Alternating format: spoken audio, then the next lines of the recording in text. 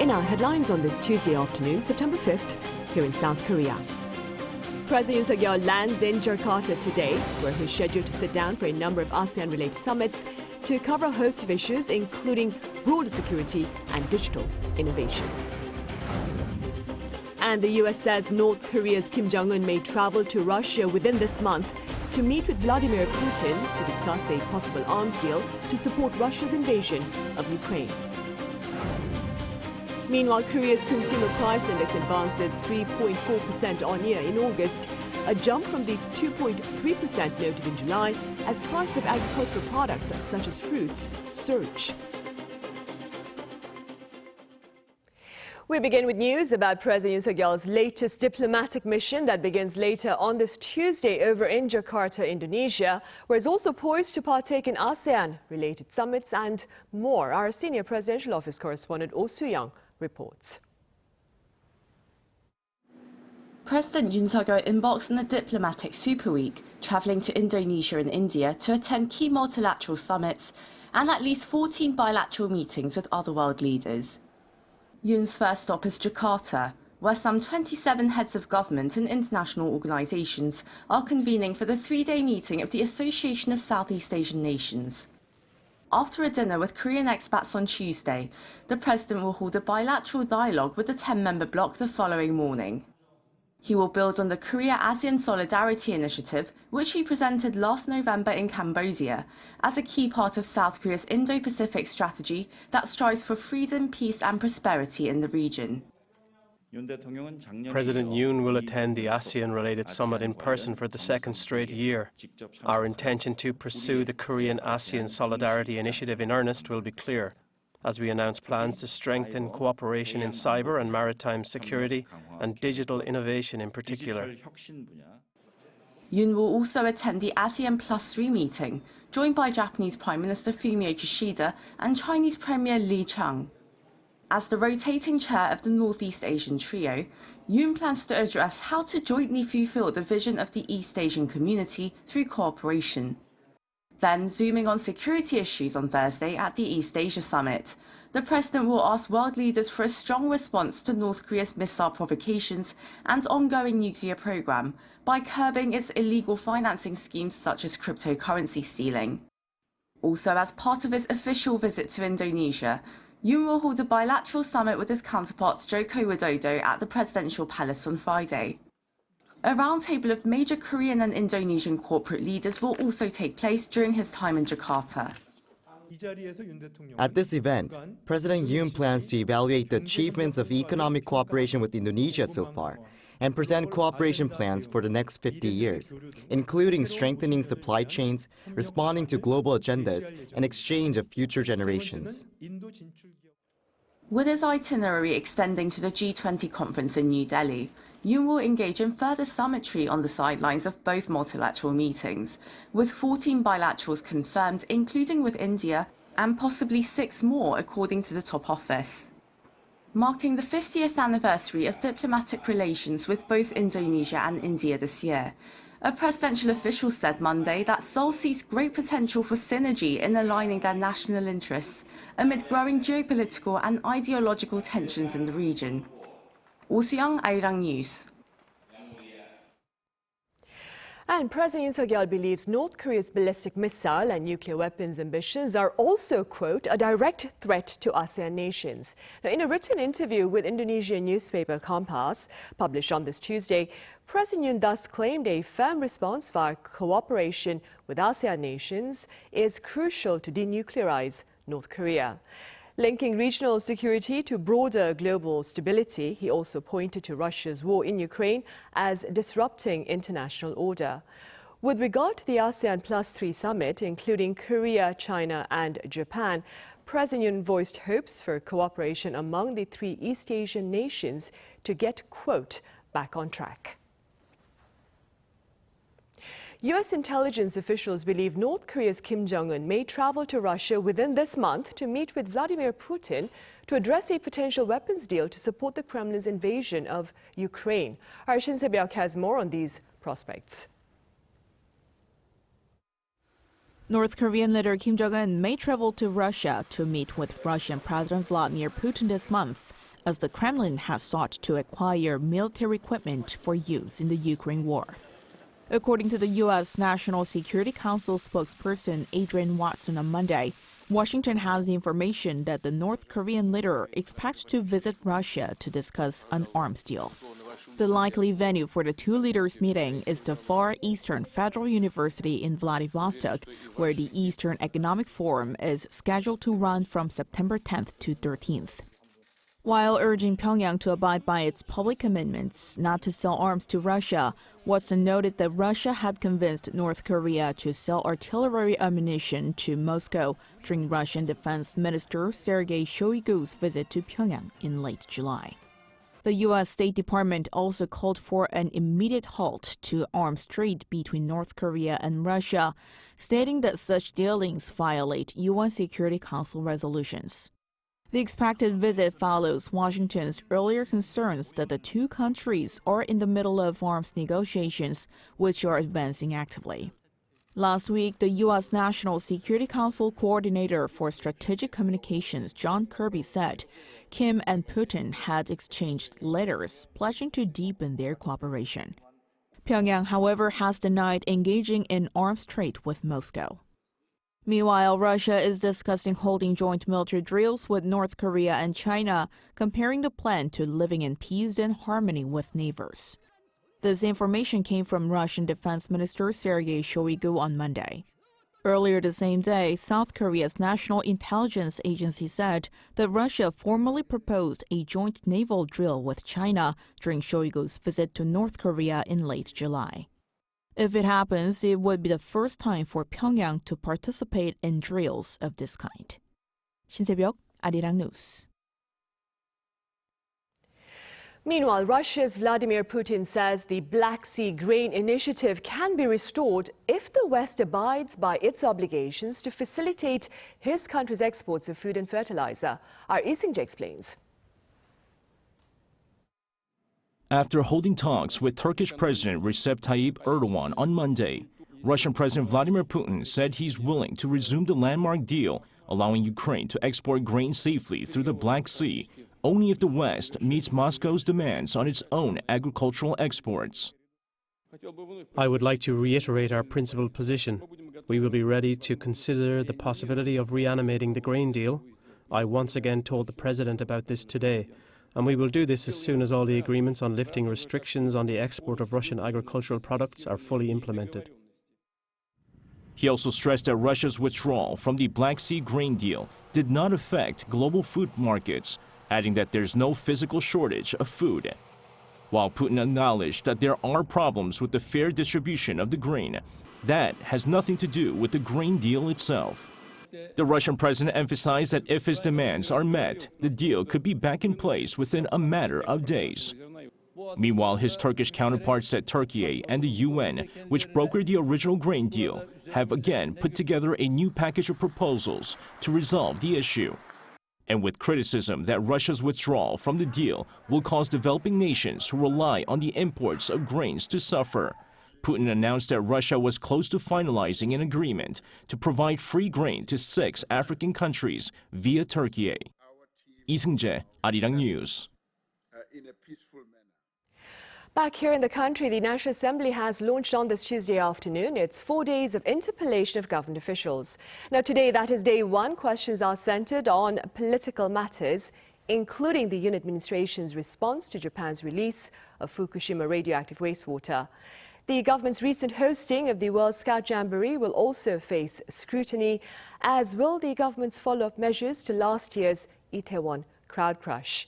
Tomorrow, that is Wednesday, questions will focus on diplomacy and security.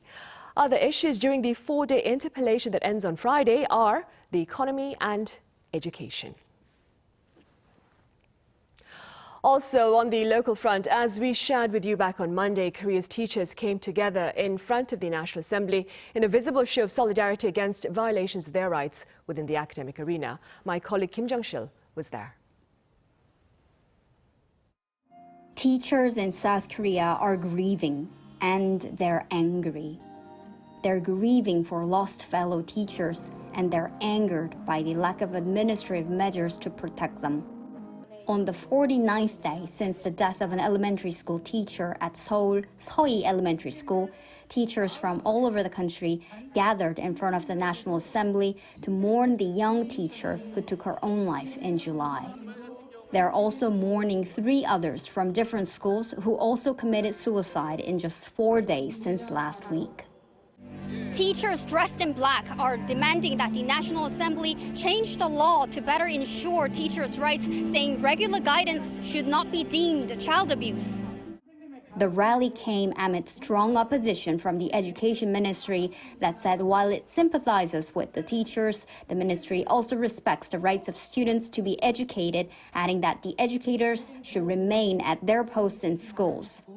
However, this did not stop the teachers from taking leave from their schools to participate. I think there must be revisions made to the Child Welfare Act to clear up the blurred lines of what defines child abuse on school grounds, to better protect teachers' rights during educational activities. President Yoon ordered the government on Monday to take the teachers' complaints seriously and to make every effort to establish their rights and normalize the education sector. The ruling People Power Party said it will make every effort to pass 4 major bills that are aimed at strengthening teachers' rights. While main opposition Democratic Party of Korea said education is the basis of our society and that it is the government's responsibility to make schools a safe environment. Both parties will discuss the bills at an Assembly Standing Committee, and if all goes swiftly, they will be put to a vote at a plenary session as early as September 21st. Kim Jongun May, Arirang News.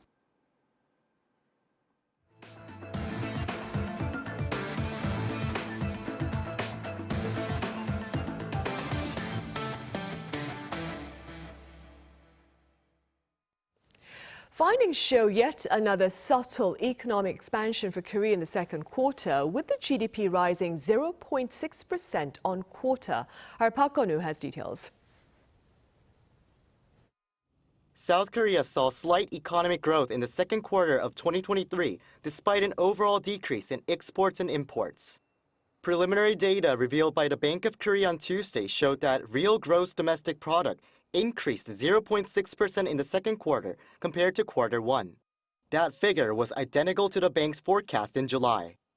Despite export increases for chips and automobiles in the April to June period, total exports fell 0.9% on quarter, while imports were down 3.7%, mainly due to a decrease in shipments of oil and gas. Private consumption, government consumption, and investments all shrank in the second quarter, while investment in facilities, including investment in machinery, was the only category that saw growth. South Korea had seen positive on-quarter growth for 9 consecutive quarters, beginning in the third quarter of 2020. That is until the country slipped into negative growth in the last quarter of 2022. Growth was back in positive territory in quarter one of 2023 on the back of a small rise in private consumption. And according to the central bank, South Korea's real gross national income fell 0.7% on quarter in the second quarter, which was mainly attributed to worsened terms of trade. Park Gun-woo, Arirang News. And as anticipated by policymakers here in Korea, consumer prices accelerated above 3% on year in August amid soaring grocery bills. Our An Sung-jin reports. Amid surging fruit prices due to extreme heat and rain, consumer prices in South Korea in August saw their biggest hike since April. According to Statistics Korea on Tuesday, the Consumer Price Index, a key gauge of inflation, saw a 3.4% increase in August compared to the previous year. That's the largest on-year increase since April. It is also a 1.1 percentage point increase on July's figure, making it the largest on-month increase since September 2000. The rise in food prices has been the biggest contributor to inflation. Agricultural products saw a 5.4% jump compared to the same month last year due to weather-related factors such as heavy rainfall. This pushed the overall consumer price inflation up by 0.26 percentage points. Fruit prices in particular were up by 13.1% on year, which was the biggest rise since January 2022. However, the consumer price index, excluding volatile categories such as food and energy that include petroleum and agricultural products, which can rise due to temporary factors, saw the same on-year increase of 3.3%. She added that the fact that core inflation measured by excluding volatile categories was at the same level as last month indicates that a change in consumer prices in August was due to temporary factors rather than a shift in the overall price trend. An Sung-jin, Arirang News. Korea's foreign exchange reserves lost ground in August amid a stronger US dollar. According to the Bank of Korea on this Tuesday, the nation's foreign reserves stood at $418.3 billion at the end of August, down $3.5 billion on month, falling for the first time in 3 months. Now, last month, the dollar index, a measure of the greenback's strength against major global currencies, gained 1.5%. As of the end of August, South Korea is the world's 8th largest holder of foreign reserves. China, meanwhile, ranks first with a total of $3.2 trillion. And Korea is the market leader in 6 categories, including smartphones, DRAM, OLED panels, NAND flash, ultra-thin TVs, and shipbuilding. Now, according to a survey by Nikkei back on Monday, Korea last year ranked 3rd in the world alongside Japan when looking at countries with the most significant shares of certain markets among 63 products. Samsung Electronics ranked 1st for electronics, while HD Hyundai Heavy Industries stood as the new leader in shipbuilding. U.S. companies held the biggest shares in the market for 22 products, followed by China, leading 16 markets. Grocery stores strategically located between rural farms and urban residents are proving to be quite palatable to both the farmers and their consumers. Our Yoon tells us how.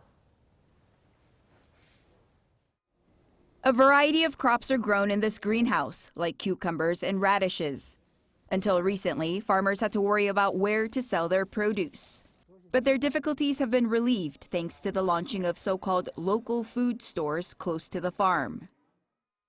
This is good because I supply customers with fresh produce and I get income. There are locations that have opened on the outskirts of the city at the boundary between the urban and rural areas with some 100,000 people as potential customers. The stores see endless customers even during the holiday season. The vegetables that I buy here stay fresh all week, and the best part is that the prices are affordable. We were really in need of fresh and safe foods and affordable good quality produce. Our ambitious opening of the local food stores has been beneficial and meaningful as consumers found them to be convenient and close. The city's agricultural cooperatives are working together to help raise the initial capital needed to open these local food stores. And with some 680 locations across the country, they also take on the role of bridging the gap between rural and urban areas by securing supply channels for farmers and bringing down prices for consumers. Ian-jin, Arirang News.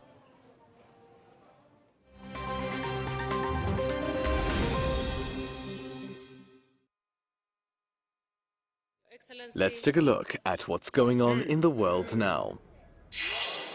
In the Kenyan capital of Nairobi, the first Africa Climate Summit is underway. Organized by the African Union, the 5-day summit, which started on Monday local time, is centered on the theme of green growth and climate finance. It looks to address Africa's increasing exposure to climate change and to influence climate pledges and outcomes. The continent of some 1.3 billion people currently produces only 4% of the world's emissions. But a report from October 2022 says that since the start of that year, at least 4,000 people were killed and 19 million affected by extreme weather events on the continent. Africa also loses some $7 to $15 billion annually to climate change. More than a dozen African leaders are attending the summit, including those from Burundi, Malawi, and Sierra Leone. UN Secretary-General Antonio Guterres and former Secretary-General Ban Ki-moon are also in attendance, alongside US climate envoy John Kerry. Staying in Africa, the leader of a military coup in Gabon last week has been sworn in as the country's transitional president. In a televised ceremony on Monday in the capital of Libreville, General Brice Clotaire Oligui Nguema pledged to bring free, transparent and credible elections. The coup last week overthrew President Ali Bongo, whose family had ruled over Gabon for the past 55 years. It came shortly after the local election commission declared Bongo had won an election that was marred by a lack of transparency and irregularities. Military leaders annulled the election results and placed Bongo under house arrest. A new report says that invasive species cost the global economy at least $423 billion in 2019. Invasive alien mosquito species, black rats, and certain types of plants caused the most damage. According to the Intergovernmental Platform on Biodiversity and Ecosystem Service report on Monday, while some alien species have been introduced to regions to benefit local people, alien species that become invasive can cause major damage. This including loss of biodiversity, damage to ecosystems, and the extinction of other species. IPBES says that out of 37,000 known alien species introduced around the world by human activities, at least 3,500 are harmful and invasive. The report notes that since 1970, the global economic costs of these species has quadrupled every decade. And finally, American rock singer and songwriter Janis Joplin and English reggae and pop band UB40 have been given stars on London's Camden Music Walk of Fame. The stars were unveiled on Monday as part of a multi-day ceremony, ending with a free music festival on Saturday. The Kinks, Buzzcocks and Billy Bragg also had their stars added to the Walk of Fame. They joined previous honorees, including The Who, David Bowie and Amy Winehouse. Camden's Music Walk of Fame is a play on its Hollywood counterpart. It honors musical artists and creators who are influential, bring about industry breakthroughs, or have not received enough recognition. Matthew Ashley, Arirang News.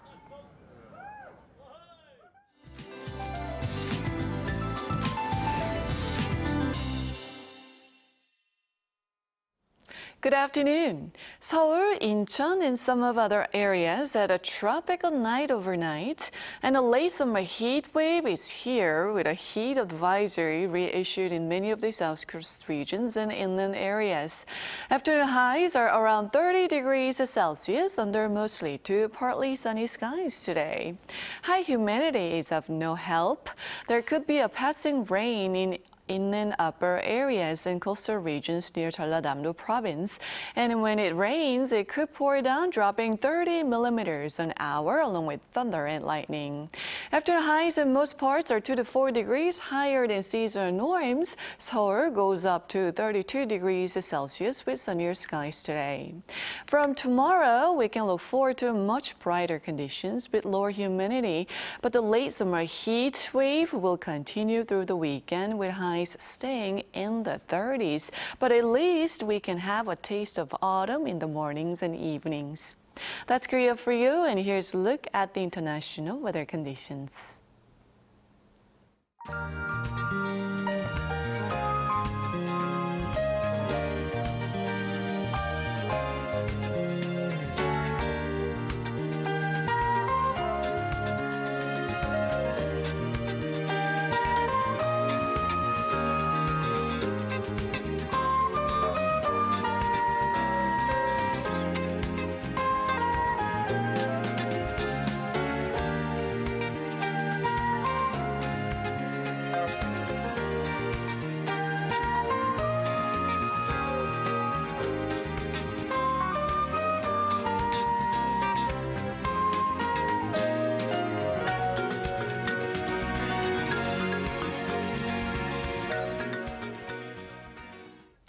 And those are the headlines at this hour. We have our panel session coming up right after this break, so do stay with us.